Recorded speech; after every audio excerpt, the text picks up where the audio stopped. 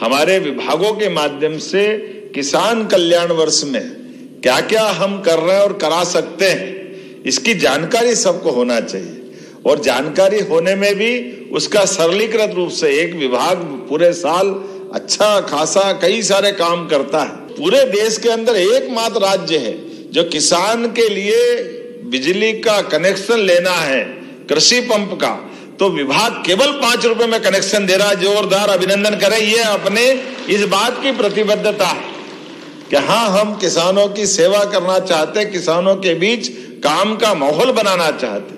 और एक एक विभाग जितने अच्छे ढंग से माननीय महेंद्र सिंह जी ने बात कही है, कई कुछ बातें व्यवहारिक रूप से भी मैं बात करना चाहता हूं। अब जैसे होम स्टे टूरिज्म वालों ने कहा है, तो टूरिज्म के माध्यम से हमारा करीब करीब शहरी क्षेत्र में लगभग 13 अलग अलग धार्मिक पर्यटन के हमारे केंद्र बन रहे हैं। बाबा महाकाल के मंदिर से लगा करके सलकनपुर, ओरछा, दतिया, जहां जहां भी हमारे देवस्थान बन रहे हैं। अब आप अंदाज लगा लो कि होम स्टे में होना क्या है।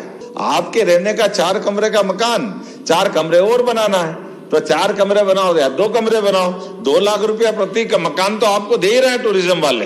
तो अगर आपने कमरा बना करके रख लिया और अपने घर में मेहमान रखने की व्यवस्था कर ली, तो ना तो आपको बिजली का कनेक्शन कमर्शियल करना है, ना आपको होटल का लाइसेंस देना है, बाकी कुछ भी नहीं करना है, बल्कि 20 लाख तक की आय भी आपकी उसमें जीएसटी से बाहर कर दी है।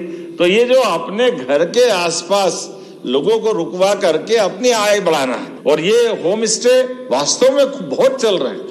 अभी तो ऐसा हो गया कि कई जगह धार्मिक शहरों में तो टूरिज्म को जो आंकड़ा बता रहा हूं, उस आंकड़े से 10 गुना ज्यादा है, बड़ा आंकड़ा है। और ऐसे ये केवल एक सेक्टर में नहीं, हर क्षेत्र में भी। जैसे लघु कुटीर उद्योगों की बात आई, तो अभी वो बताने के लिए समय कम पड़ गया। आप फसल लगा रहे हो, लेकिन फसल के साथ आपने मधुमक्खी पालन कर लिया। अब मधुमक्खी पालन का डब्बा ही तो रखा है, आपको शहद बनना चालू हो गया, और शहद बनते बनते आपकी आमदनी चालू हो गई। ऐसे दूध उत्पादन के लिए भी सच में पूरे देश के अंदर सबसे अच्छी संभावना मध्य प्रदेश की है।